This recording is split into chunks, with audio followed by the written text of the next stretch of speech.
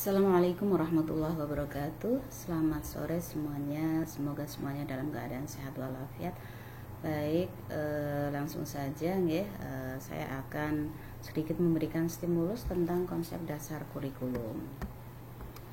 Ya, setidaknya membicarakan konsep dasar kurikulum untuk kesempatan ini ada 3 agenda, yaitu kurikulum dalam konteks pengertian dan fungsinya, kemudian yang kedua kedudukan kurikulum dalam pembelajaran, serta yang ketiga adalah komponen kurikulum. Nah, kita lihat yang pertama ketika melakukan eksplorasi terhadap kurikulum dari kacamata etimologi, ini bisa kita simpulkan bahwa ternyata kurikulum itu mengambil istilah dari dunia atletik ya, jadi bukan asli istilah yang ada di dalam dunia pendidikan, dan ini baru masuk ke dalam dunia pendidikan itu di tahun 1855-an. Nah, ternyata kurikulum itu berasal dari kata curriculum atau kurikulum bahasa Yunani ya, atau Romawi kuno, yang ini bisa dipecah jadi 2, yaitu kurir dan kurere. Kurir itu maknanya adalah perali, kemudian kurere itu artinya tempat berpacu. Kurir merujuk kepada peserta didiknya, kemudian kurere merujuk kepada titik start sampai finish yang harus ditempuh oleh peserta didik ya. Berarti jarak yang harus ditempuh oleh si pelari untuk sampai ke finish.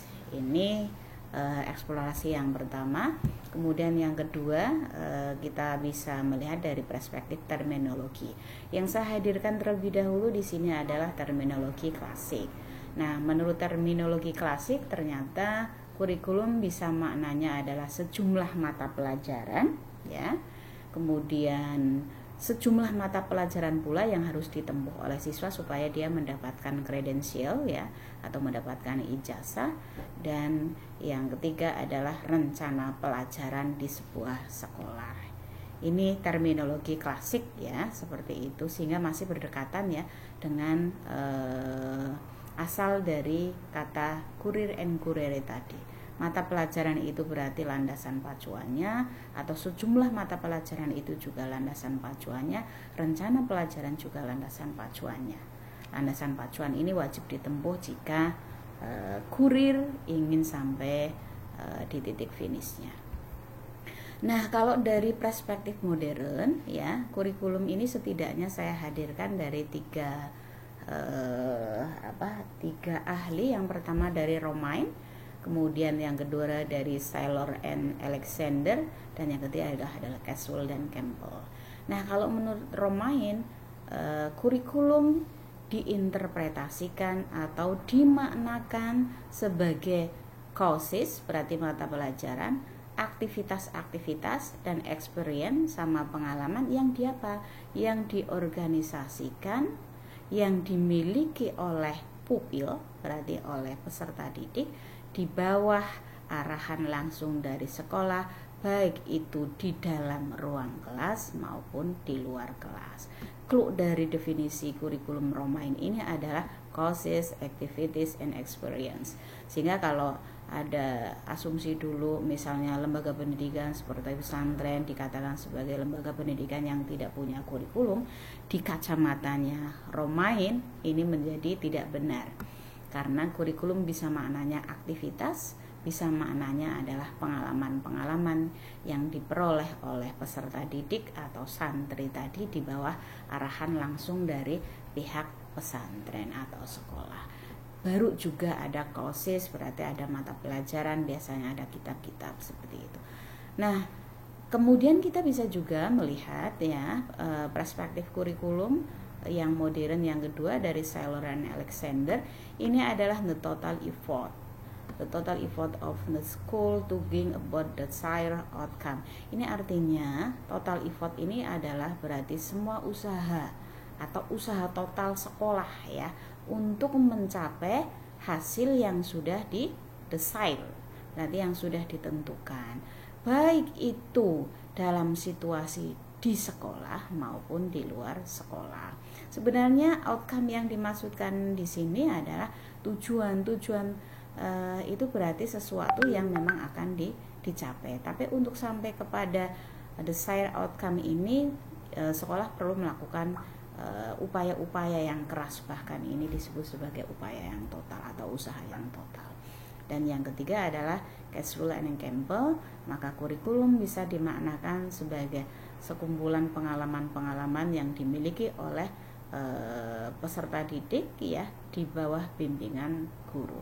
Ini juga experience. Nah, artinya clue dari perspektif kurikulum modern ini berarti ada experience ya. Ini sama ya, Romain sama Catchfull juga sama. Kemudian ada aktivitas yang sedikit berbeda. Sebenarnya aktivitas ini kan sebenarnya dalam rangka memperoleh pengalaman. Nah, aktivitas ini adalah bagian dari penerjemahan courses, mata pelajaran, yang semua ini sebenarnya ada di dalam bahasa outcome ya, outcome atau hasil yang desire yang ditentukan tadi. Baik, sudah ada dua perspektif terminologi. Lalu bagaimana dengan terminologi kurikulum di Indonesia? Nah, kurikulum di Indonesia itu bisa kita lihat dalam kitab sucinya, yaitu Undang-Undang Sisdiknas ya. Terlepas Undang-Undang Sisdiknas tahun 2003 ini akan direvisi, tapi setidaknya kita masih bisa secara existing melihat definisi kurikulum sebagai seperangkat rencana dan pengaturan mengenai tujuan, isi dan bahan pelajaran, serta cara yang digunakan sebagai pedoman penyelenggaraan kegiatan pembelajaran untuk mencapai tujuan pendidikan tertentu. Nah, yang di clue pertama adalah seperangkat rencana dan pengaturan. Berarti ini nanti interpretasinya kurikulum nanti berupa rencana yang di dalamnya melakukan pengaturan-pengetahuan terhadap 4 hal yang utama, yaitu tujuan, isi dan bahan, cara, dan evaluasi. Walaupun evaluasi di sini di hidden ya, tapi itu tertanggap secara implisit. Untuk bisa sampai kepada tujuan maka perlu dilakukan evaluasi. Nah, ini yang kurikulum di perspektif ini berarti di dalamnya menghajatkan ada perspektif kurikulum sebagai dokumen ya. Karena sebagai dokumen tidak akan bermakna apa-apa jika tidak diimplementasikan. Nah, implementasinya adalah kegiatan pembelajaran. Di kegiatan pembelajaran berarti di dalamnya ada materi atau mata pelajaran, kemudian ada aktivitas-aktivitas yang dilakukan guru, dan terutama adalah aktivitasnya siswa supaya memperoleh pengalaman-pengalaman yang ditentukan berdasarkan rencana tadi. Ini kurikulum perspektif Undang-Undang Sistem Pendidikan Nasional, sehingga simpulan kita terhadap pemaknaan atas kurikulum ini sebenarnya sudah mengacu kepada makna kurikulum secara modern. Kita lanjutkan ya. Selain definisi tadi yang sudah disampaikan, yang ada clue-clue yang bisa kita lihat berdasarkan tulisan yang sudah saya bold tadi, maka secara umum kalau kita lihat yang namanya kurikulum itu ternyata juga memang pada asalnya memiliki banyak konsep ya, seperti yang disampaikan oleh Nana Saudi dan Manep ini setidaknya ada 5. Kurikulum itu adalah bidang studi konsepnya ya, kemudian kurikulum juga bisa maknanya sistem, bisa maknanya substansi, sejumlah mata pelajaran, bahkan sesuatu yang sifatnya adalah nyata. Substansi merujuk kepada rencana kegiatan belajar mengajar sekolah tersebut. Sistem merujuk kepada sistem kecil yang ada di antara sistem yang lebih besarnya lagi, yaitu sistem persekolahan, berarti sistem yang ada di lembaga pendidikan tersebut. Sistem pendidikan berarti konteksnya adalah organisasi pendidikan secara nasional sampai dengan sistem masyarakat. Kalau konsepnya adalah bidang studi berarti merujuk kepada sejumlah mata pelajaran, tapi mata pelajaran ini diactionkan berarti juga sesuatu yang nyata. Nah, ini sudah sangat jelas. Yang berikutnya konsep sejumlah mata pelajaran ya, yang harus disajikan oleh guru supaya siswa sampai bisa memperoleh ijazah atau naik tingkat. Berarti kembali kepada landasan pacuan itu adalah isinya adalah sejumlah mapel yang memang harus dilalui atau ditamatkan begitu.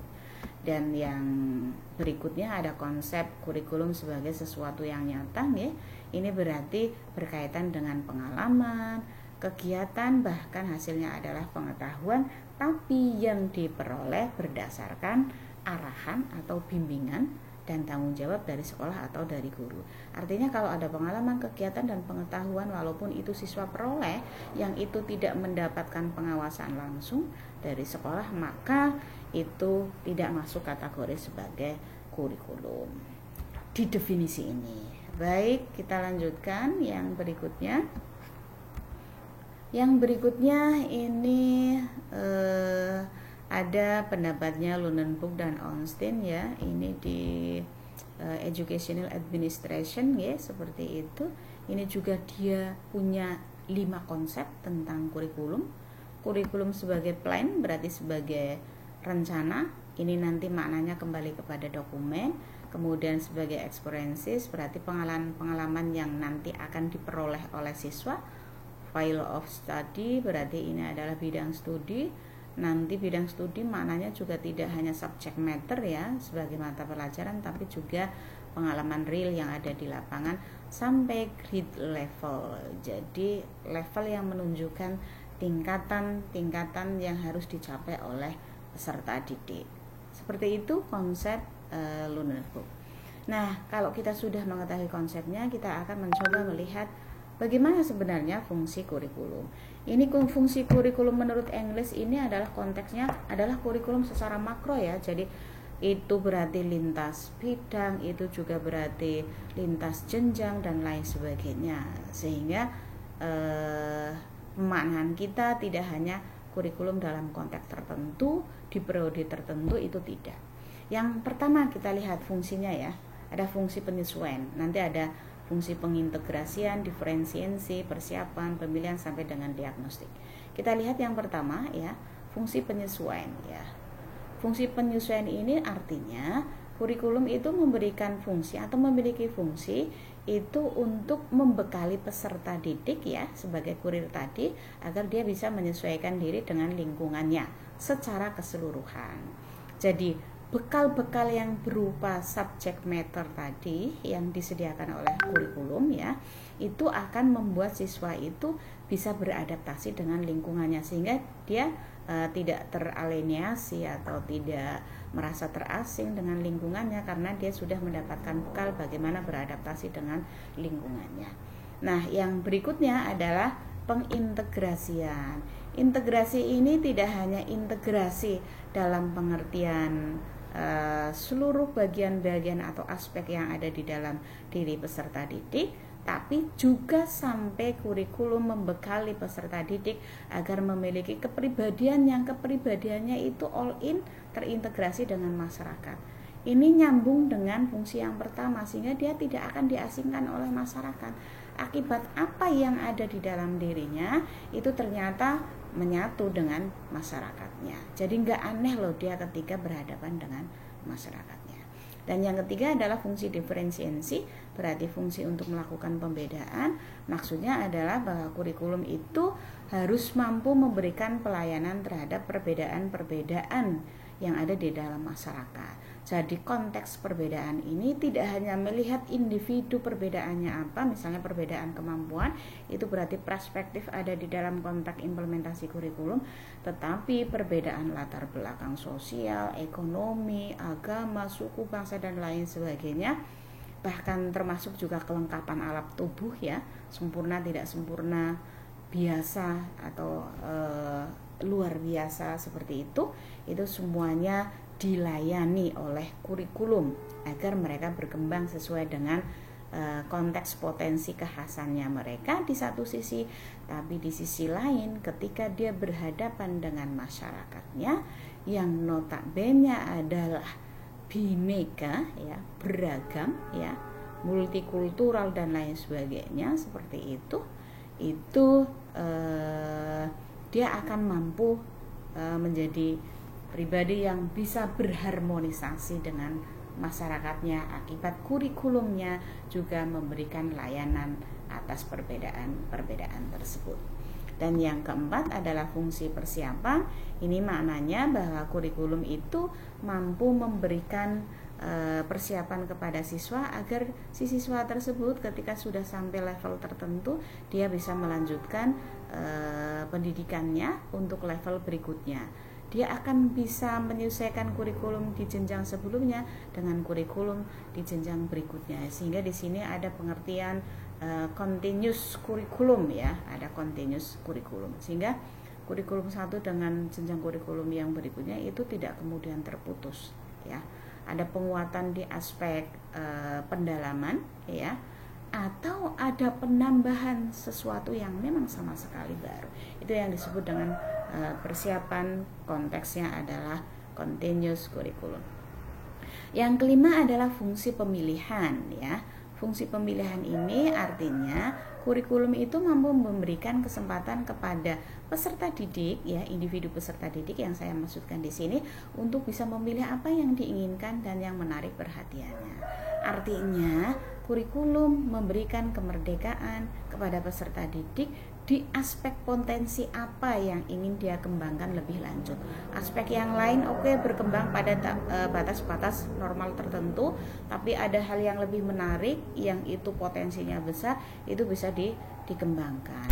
Dan ini konteksnya tidak hanya dalam konteks pengembangan bakat minat yang biasanya itu ada di dalam konteks ekstrakurikuler seperti itu nggih, tapi juga bisa dalam konteksnya adalah kurikuler ya. Kurikuler pada level atau jenjang pendidikan tertentu itu juga peserta didik diberikan kebebasan untuk melakukan pemilihan, berarti melakukan seleksi atas apa potensi yang akan dia kembangkan. Dan yang keenam adalah fungsi diagnostik. Ini artinya kurikulum memiliki fungsi untuk bisa membantu siswa memahami dirinya. Setelah paham, dia juga bisa menerima dirinya.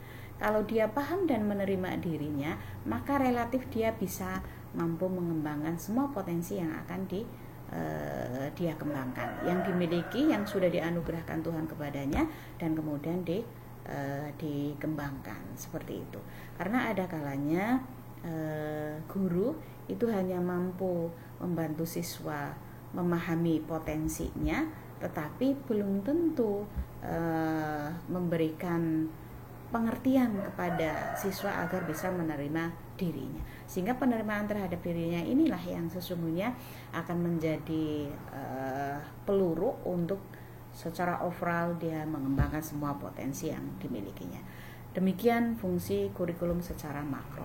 Nah, yang berikutnya selain secara makro, ternyata kalau kita pecah-pecah lagi berdasarkan peruntukannya, jadi perspektif peruntukannya, ini siapa sih sebenarnya yang bisa mengambil manfaat dari keberadaan kurikulum, maka fungsi kurikulum bisa dilihat berdasarkan peruntukan untuk sekolah, kepala sekolah, guru, pengawas, lembaga pendidikan di atasnya, bahkan sampai dengan masyarakat atau pengguna lulusan. Misalnya ini kita lihat untuk sekolah. Untuk sekolah ternyata kurikulum itu adalah alat untuk mencapai tujuan.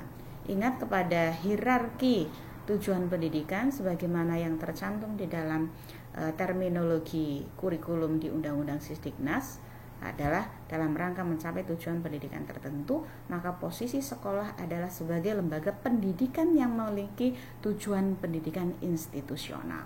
Tujuan lembaga pendidikan ini harus mengacu kepada tujuan pendidikan nasional sebagaimana yang tadi tercantum di dalam Undang-Undang Sistem Pendidikan Nasional, dan tujuan pendidikan nasional juga mengacu kepada tujuan pendidikan secara universal seperti itu.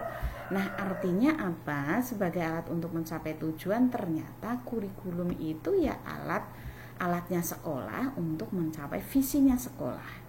Itu yang pertama. Fungsi yang kedua ya, sebagai pedoman dalam mengatur segala kegiatan pendidikan setiap hari. Lagi-lagi karena core bisnisnya atau bisnis intinya sekolah itu adalah sebagai penyelenggara kegiatan pembelajaran.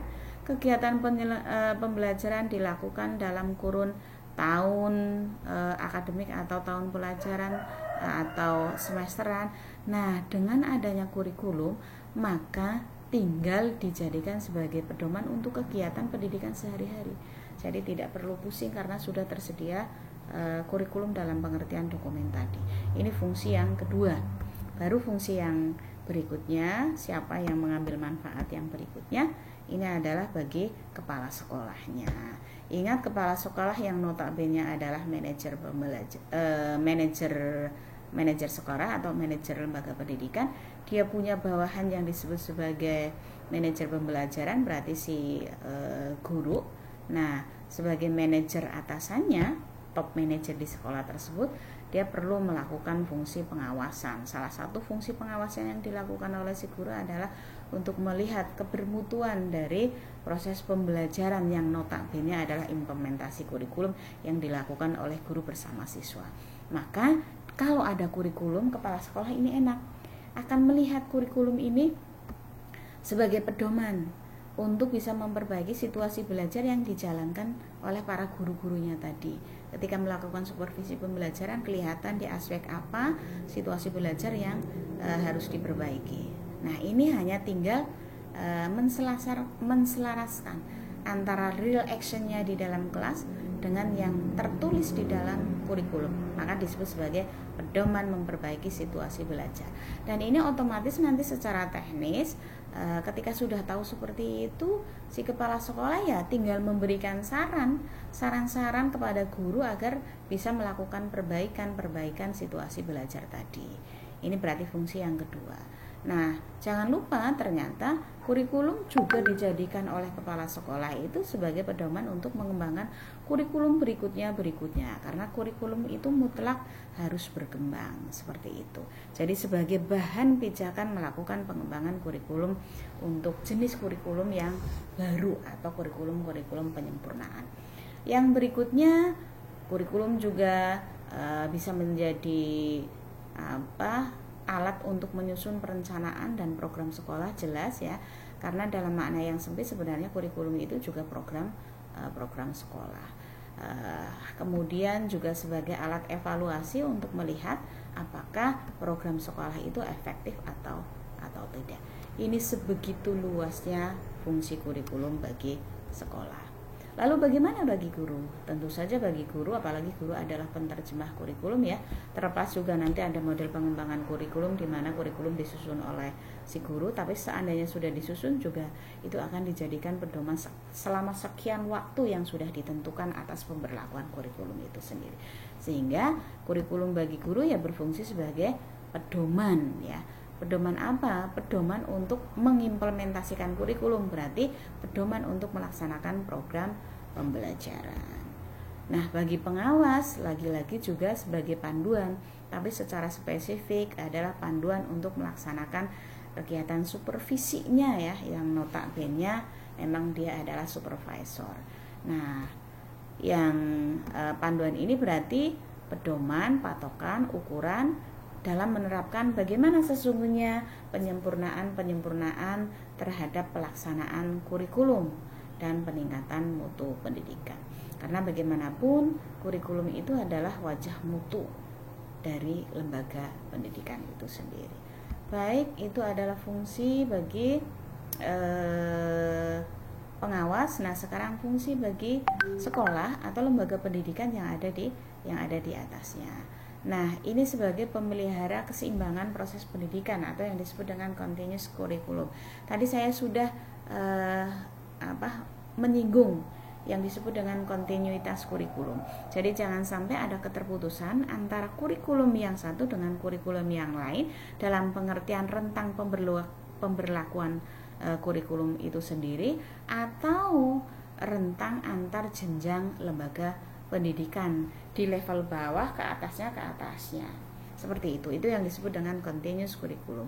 Lagi-lagi di atasnya bisa lebih banyak tambahannya, atau di atasnya adalah dalam kerangka untuk lebih melakukan pendalaman jika kebetulan tema atau substansi dari kurikulum tersebut adalah sama tetapi kedalamannya itu berbeda. Dan yang berikutnya adalah kurikulum berfungsi untuk melakukan penyiapan terhadap guru. Loh, kok penyiapan? Iya betul.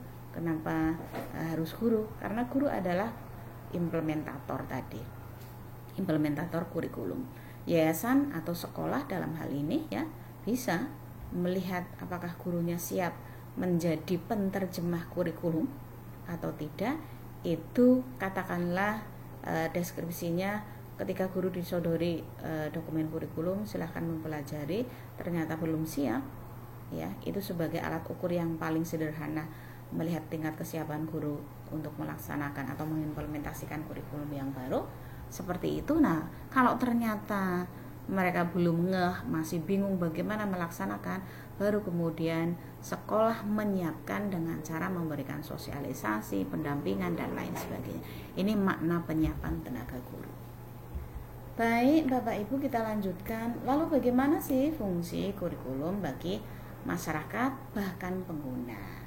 Nah, karena di proses penyusunan kurikulum itu juga melibatkan stakeholder itu salah satunya adalah masyarakat maupun pengguna lulusan, maka fungsi kurikulum bagi mereka adalah membantu sekolah dalam memperlancar pelaksanaan program pendidikan. Kenapa begitu? Jika mereka tidak terlibat di dalam proses penyusunan kurikulum, apa yang mereka maui tidak terfasilitasi atau tidak terekam di dalam dokumen kurikulumnya. Ketika kurikulum itu diimplementasikan bahkan sampai menghasilkan lulusan, begitu lulusan itu kembali ke masyarakat atau ke pengguna ternyata tidak sesuai dengan harapan, maka mereka akan meninggalkan lembaga pendidikan tersebut. Berarti terjadi kemacetan implementasi kurikulum di sekolah tersebut, bahkan mungkin pada akhirnya akan gulung tikar. Maka fungsinya berarti membantu sekolah dalam memperlancar pelaksanaan program pendidikannya. Yang berikutnya, kalau tadi adalah tentang konsepnya kurikulum, lalu sebenarnya di mana sih kedudukan kurikulum dalam konteks pembelajaran? Maka saya akan memvisualisasikan ya di dalam fungsi manajerial kurikulum.